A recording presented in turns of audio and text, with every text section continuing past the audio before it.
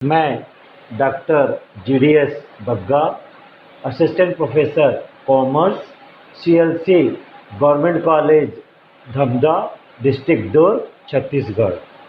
मैं इस video lecture की मदद से MCOM 4 से बैंकिंग प्रैक्टिस इस विषय में यूनिट 4 चैप्टर का नाम है विनिमय विपत्रों का क्रय। विनिमय विपत्रों का क्रय, इस विषय पर आपको जानकारी देने के लिए प्रस्तुत हुआ हूँ।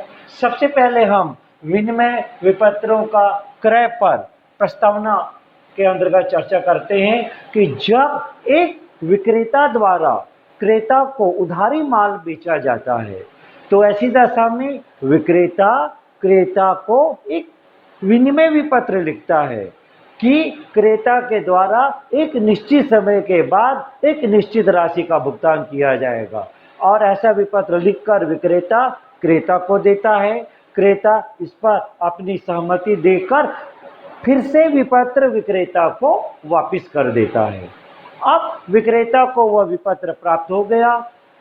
विक्रेता के सामने दो विकल्प हैं।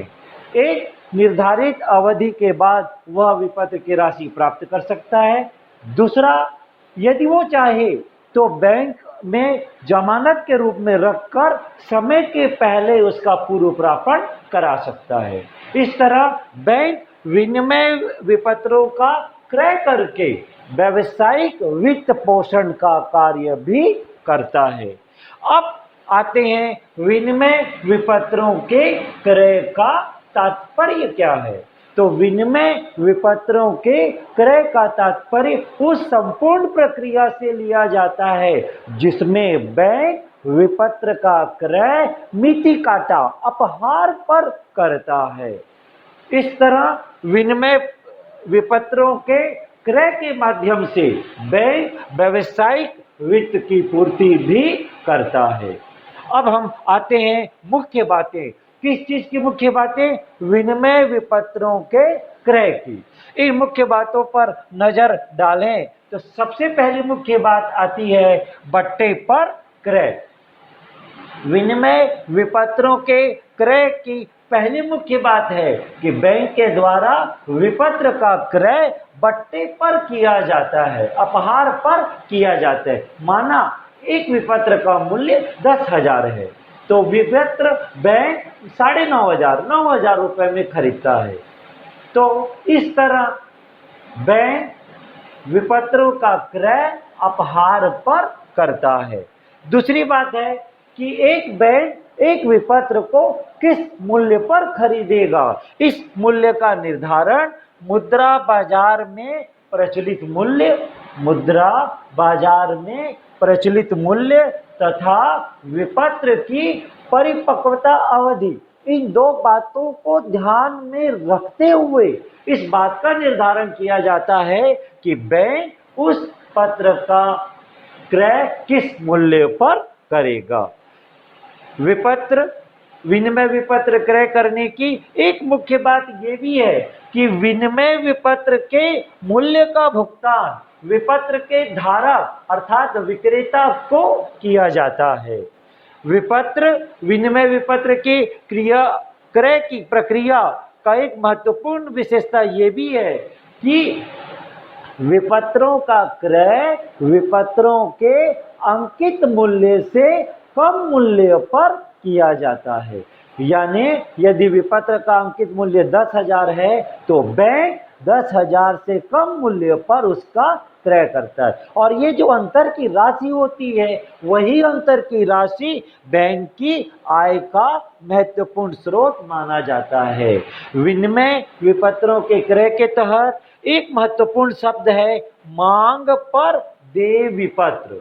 मांग पर देय विपत्र। अब प्रश्न उठता है कि मांग पर देय विपत्र का तात्पर्य क्या है। तो उसका उत्तर है कि वह विनिमय विपत्र जो जब भी स्वीकारक के पास प्रस्तुत किया जाए स्वीकारक को उसी समय भुगतान करना होगा, ऐसे विनिमय विपत्र को मांग पर देय विपत्र कहा जाता है। यदि बैंक ऐसे विनिमय विपत्र को पुनर्कटौती की सुविधा प्रदान करता है तो इस संबंध में उसको ध्यान रखना चाहिए कि उसे यथाविधिधारी नहीं माना जाएगा, स्वामी नहीं माना जाएगा। यदि निर्धारित परिपक्वता अवधि में विपत्र के मूल्य का भुगतान नहीं होता तो ऐसी दशा में विपत्र का मूल्य का भुगतान नहीं होता तो ऐसी दशा में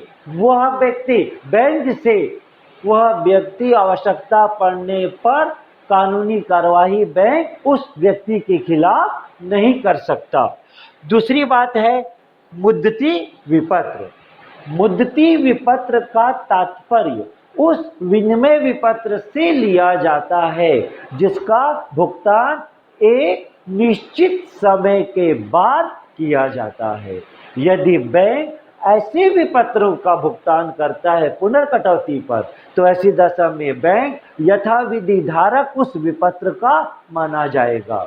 अतः यदि परिपक्वता तिथि पर संबंधित पक्ष के द्वारा भुगतान न किया जाए तो बैंक को यह अधिकार है कि वह उस पक्ष के खिलाफ कानूनी कार्यवाही कर सकता है। विनिमय विपत्रों के क्रय के संबंध में एक महत्वपूर्ण प्रावधान ये भी है कि बैंक के ग्राहक को यह अधिकार है कि वो अपने विपत्र बैंक के पास संग्रहित करने के लिए जमा कर सकता है। ऐसी दशा में बैंक ग्राहक के एजेंट के रूप में विनिमय विपत्र की राशि संग्रहित करने का काम करता है, किंतु वो एजेंट के रूप में कार्य करता है, इसके बदले वो कमीशन लेता है। माना कि यदि किसी विपत्र की राशि संबंधित पक्ष के द्वारा भुगतान नहीं की जाती तो बैंक उसके लिए उत्तरदायी नहीं होगा। वह ये रिकॉर्ड दे देगा कि आपने 10 विपत्र दिए थे, 8 ने राशि का भुगतान किया, 2 ने नहीं किया, जिसने नहीं किया उसका विपत्र आपको भेजा जा रहा है ताकि आप अपनी ओर से राशि वसूल कर लें। इस प्रकार ये एक सुविधा बैंक के द्वारा दी जाती है। अब हम इस बात का अध्ययन करते हैं कि यदि एक बैंक विनिमय विपत्र का क्रय करता है, यदि एक बैंक विनिमय विपत्र का क्रय करता है तो क्रय करने की प्रक्रिया से बैंक को क्या लाभ होगा। इन लाभों की चर्चा करें तो सबसे पहला लाभ है निधियों का उपयोग।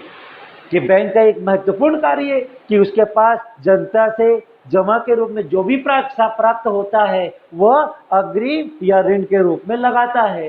तो बैंक को यह अवसर मिलता है कि विनिमय विपत्र के माध्यम से अपनी निधि को अल्पकालीन विनियोजन कर लाभ प्राप्त कर सकता है। विनिमय विपत्र के क्रय करने से बैंक को एक लाभ ये भी होता है कि ऐसा विनियोग सुरक्षित विनियोग माना जाता है, क्योंकि जिस व्यक्ति को वो पैसा दे रहा है उस व्यक्ति की ख्याति, उस व्यक्ति की आर्थिक दशा के बारे में बैंक जानकारी रखता है। एक लाभ ये भी है कि विनिमय विपत्र का मूल्य स्थिर रहता है। इसका मतलब क्या है, यदि विनिमय विपत्र का मूल्य 1000 है और बैंक 950 रुपया देता है तो निर्धारित अवधि के बाद बैंक को 1000 ही मिलेगा, मूल्य में किसी प्रकार की कमी नहीं आएगी। ये एक महत्वपूर्ण लाभ माना जाता है। यदि बैंक विनिमय विपत्रों को क्रय करता है तो एक लाभ ये भी है कि क्रय करने की प्रक्रिया से उसे लाभ ही होगा, हानि किसी भी दशा में नहीं होगी। एक मात्र विनिमय विपत्र को क्रय करने से बैंक को एक लाभ ये भी है कि मान लीजिए वो बड़ी मात्रा में विपत्रों को क्रय कर लेता है, बड़ी मात्रा में क्रय के करने के कारण उसके पास तरलता में कमी आ जाती है, तो ऐसी दशा में बैंक के पास विकल्प है कि वह उन्हीं विपत्रों के जमानत के आधार पर रिजर्व बैंक से राशि प्राप्त कर सकता है। ये सारे लाभ विनिमय पत्रों के क्रय करने से बैंक को होते हैं। कॉमर्स में यह माना जाता है कि जिस चीज से लाभ हमें प्राप्त होता है उस लाभ प्राप्त करने के क्षेत्र में अवश्य रिस्क होता है, जोखिम होता है। अतः हमें कार्य करते समय सावधानियों का भी पालन करना चाहिए। अब प्रश्न उठता है कि यदि बैंक विनिमय विपत्रों को खरीदता है तो खरीदते समय उन्हें किन किन बातों को ध्यान में रखना चाहिए। इस श्रृंखला को आरंभ करते हुए सबसे पहले मैं बताना चाहूँगा अल्पकालीन विपत्र, बैंक को ऐसे विपत्र खरीदना चाहिए जिसकी परिपक्वता अवधि कम हो। सामान्यतः यह अवधि 90 दिन या उससे कम होती है। अतः बैंक को विनिमय विपत्र का भुगतान करते समय इस बात को ध्यान में रखना चाहिए कि विपत्र की अवधि 90 दिन से कम दिन की होनी चाहिए, 90 दिन या उससे कम दिन की होनी चाहिए। बैंक को इस संबंध में यह भी ध्यान में रखना चाहिए, इस बात की भी जांच करना चाहिए कि जो विपत्र लेखक द्वारा लिखा गया है, स्वीकारक ने उस विपत्र को स्वीकार किया है, उसे नियमानुसार प्रक्रिया होनी चाहिए ताकि बाद में आवश्यकता पड़े तो नियमानुसार कानूनी कार्रवाई की जा सके। इस संबंध में बैंक को ये भी ध्यान में रखना चाहिए कि जिस विपत्र को वो स्वीकार कर रहा है उस विपत्र के पक्षकार आर्थिक रूप से सुदृढ़ होना चाहिए और ख्याति वाले होना चाहिए ताकि बैंक को किसी प्रकार का नुकसान होने का भय ना रहे। विपत्र के आधार पर ऋण देते समय बैंक को यह भी ध्यान में रखना चाहिए कि उन्हीं व्यापारिक पत्रों के आधार, उन्हीं विनिमय विपत्रों के आधार पर ऋण देना चाहिए जो व्यापारिक विपत्र हों। व्यापारिक विपत्र का तात्पर्य ऐसे विपत्रों से लिया जाता है जो विक्रय प्रक्रिया के दौरान उत्पन्न होते हैं, क्योंकि यह माना जाता है कि व्यापारिक पत्र के अनादृत होने का भय नहीं रहता। विपत्रों की जमानत के आधार पर ऋण देते समय बैंक को यह भी सावधानी रखना चाहिए कि उसे संबंधित पक्ष से एक ऐसा विपत्र प्राप्त कर लेना चाहिए कि यदि विपत्र का परिपक्वता तिथि पर अनादरण होता है तो ऐसी दशा में विपत्र का धारक यानी विक्रेता उत्तरदायी माना जाएगा। एक महत्वपूर्ण बात कि किसी भी विपत्र की राशि को स्वीकार करते समय बैंक को यह ध्यान में रखना चाहिए कि जो ग्राहक लेकर आया है वही उस विपत्र का स्वामी होना चाहिए। यदि कोई तीसरा व्यक्ति उसका स्वामी है तो ऐसे विपत्र की जमानत के आधार पर बैंक को ऋण नहीं देना चाहिए। इसके अलावा बैंक को विपत्र की राशि स्वीकृत करते समय इस बात का भी ध्यान में रखना चाहिए कि वो विपत्र कि जो प्रविष्टियां की गई हैं वो प्रविष्टियां पूर्ण होनी चाहिए, सही होनी चाहिए और विपत्र की राशि के आधार पर उचित मुद्रांक लगा होना चाहिए। इसके अलावा बैंक को इस बात का भी ध्यान में रखना चाहिए कि विपत्र के संबंधित पक्षकारों के हस्ताक्षर स्पष्ट रूप से किए जाने चाहिए। ये सारी सावधानियां हैं जिनका पालन बैंक को विनिमय विपत्र पर राशि स्वीकृत करते समय ध्यान में रखना चाहिए। यदि बैंक इन सावधानियों का पालन करता है तो बैंक को हानि होने की संभावना नहीं रहेगी। अब विनिमय विपत्रों के तहत हम एक महत्वपूर्ण बिंदु पर आते हैं। वो महत्वपूर्ण बिंदु है बिल बाजार योजना। बिल बाजार योजना, इस संबंध में मैं आपको बताना चाहूँगा कि रिजर्व बैंक अनुसूचित बैंकों को पुनर्वित्त की सुविधा प्रदान करता है। अब प्रश्न उठता है कि अनुसूचित बैंक क्या है, तो उसका उत्तर है कि वे सभी बैंक जो रिजर्व बैंक की सूची में उनका नाम होता है उसे अनुसूचित बैंक कहते हैं।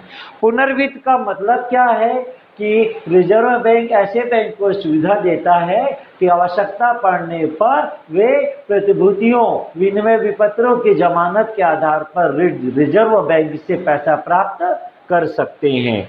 भारतीय रिजर्व बैंक अधिनियम 1934 की धारा 17(2)(a) में ये प्रावधान है कि यदि ग्राहक के पास ऐसा विदेशी विनिमय विपत्र है जिसकी परिपक्वता तिथि 180 दिन या उससे कम की है, या कोई दूसरा विनिमय विपत्र है जिसकी परिपक्वता तिथि 90 दिन या उससे कम अवधि की है, तो बैंक ऐसे विपत्रों की जमानत के आधार पर ऋण दे सकता है। और यदि बैंक को पैसे की आवश्यकता है तो वह रिजर्व बैंक से उन्हीं विनिमय विपत्रों की जमानत के आधार पर पुनर्वित्त की सुविधा प्रदान कर सकता है। ये सारी सुविधा रिजर्व बैंक अधिनियम के तहत थी, किंतु व्यवहार में विकसित बिल बाजार की सुविधा न होने के कारण बैंकों को लाभ नहीं मिल रहा था। इसको देखते हुए रिजर्व बैंक ने केंद्रीय बैंकिंग जांच समिति का गठन किया और इस समिति की सिफारिश और सुझावों के आधार पर जनवरी 1952 में बिल बाजार योजना प्रस्तुत की। इस बिल बाजार योजना की कुछ महत्वपूर्ण बातों की ओर आपको मैं ले जाना चाहूँगा। पहली बात है कि इस बिल बाजार योजना में बैंकों को यह अधिकार दिया गया कि वे अपने ग्राहकों को विनिमय विपत्रों की जमानत के आधार पर ऋण, अग्रिम, साख की सुविधा प्रदान कर सकते हैं और आवश्यकता पड़ने पर वे रिजर्व बैंक से भी ऋण की सुविधा ले सकते हैं। और दूसरा प्रावधान एक महत्वपूर्ण प्रावधान है, विपत्रों को प्रतिभूति के रूप में जमा करना। विपत्रों को प्रतिभूति के रूप में जमा करना। इस संदर्भ में मैं बताना चाहूँगा कि बिल बाजार योजना के संबंध में कुछ विद्वानों ने कहा कि बिल बाजार योजना कोई पुनर्कटौती की योजना नहीं थी, वरन रिजर्व बैंक की एक ऐसी योजना थी कि कोई बैंक रिजर्व बैंक से पैसा लिया है तो उसके जमानत के रूप में वह बैंकों के विनिमय विपत्र प्राप्त करता है। इसकी तीसरी बात है विपत्र वापिस प्राप्त करने की सुविधा, यानी बिल बाजार योजना में यह व्यवस्था की गई कि जो बैंक अपना विनिमय विपत्र रिजर्व बैंक के पास जमा करते हैं, यदि वो विपत्र की राशि का भुगतान कर देते हैं या दूसरे विपत्र में बदल देते हैं तो ऐसी दशा में वे विपत्र को वापस प्राप्त कर सकते हैं। एक महत्वपूर्ण व्यवस्था बिल बाजार योजना की है वो है मौसमी मुद्रा का अभाव नहीं। ये बिल बाजार योजना की महत्वपूर्ण व्यवस्था थी। इस व्यवस्था का तात्पर्य क्या है कि इस प्रकार की व्यवस्था कायम की जाती है ताकि बाजार में पैसे की कोई कमी ना हो। इसके लिए कुछ नीतियां, कुछ बातों का अनुसरण किया जाता है। सबसे पहले नगद साख एवं विनिमय विपत्रों की सुविधा ग्राहकों को एक साथ दी जाती है और ग्राहकों से यह अपेक्षा की जाती है कि उसके द्वारा ली गई ऋण की राशि उसके खाते में जमा कर दी जाएगी और ग्राहक अपनी आवश्यकता के अनुसार अपने खाते से ऋण राशि निकाल सकते हैं और उस ऋण राशि का पुनर्वित भुगतान कर सकते हैं। इसके अलावा बिल बाजार योजना में एक व्यवस्था ब्याज दर की भी थी कि ब्याज दर बैंक दर से कम नहीं होगा वरन बराबर होगा। बिल बाजार योजना में यह भी व्यवस्था लागू की गई कि इसमें न्यूनतम राशि निर्धारित की गई थी। उस न्यूनतम राशि में यह प्रावधान किया गया कि एक विपत्र की कम से कम कितनी राशि होनी चाहिए। बिल बाजार की यह योजना 1952 को लागू की गई थी। समय के साथ जब इस बाजार योजना को व्यवहार में लागू किया गया तो उसमें कुछ कमियां पाई गई। उन कमियों को देखते हुए बिल बाजार योजना के स्थान पर नई बिल बाजार योजना लाने का निर्णय लिया गया। अब प्रश्न उठता है कि उनमें क्या कमियां थी। तो पहली कमी थी कि बैंक के द्वारा जो विपत्र मुद्दती विपत्र के रूप में सृजित किए जाते थे वह वास्तव में मुद्दती विपत्र नहीं होते थे क्योंकि वे अविनिमय साध्य या अविक्रयशील होते थे। इनकी दूसरी समस्या थी कि ऐसे विपत्र रिजर्व बैंक के पास पड़े रहते थे। इनकी तीसरी समस्या थी कि पुनर्कटौती की सुविधा ऐसे विपत्रों में प्राप्त नहीं हो पाती थी। इन सब दोषों को देखते हुए फरवरी 1970 में रिजर्व बैंक ने एक अध्ययन दल का गठन किया और उस अध्ययन दल के सामने दो उद्देश्य रखे। पहला, साख पत्रों के तहत विनिमय पत्रों का प्रचलन कैसे लोगों में बढ़ाया जाए और दूसरा उद्देश्य रखा कि नई बिल बाजार योजना की स्थापना कैसे की जाए। इस अध्ययन दल की स्थापना फरवरी 1970 में की गई और इस अध्ययन दल की सिफारिश के आधार पर नवंबर 1970 में रिजर्व बैंक ने रिजर्व बैंक अधिनियम की धारा 17(2) के तहत नई बिल बाजार योजना बाजार में प्रस्तुत की। इस नई बिल बाजार योजना की मुख्य बातों की ओर हम चलें तो कुछ बातें हमें नजर आती हैं। सबसे पहला, इस नई बिल बाजार योजना में पात्र बैंकों की सूची में सार्वजनिक बैंक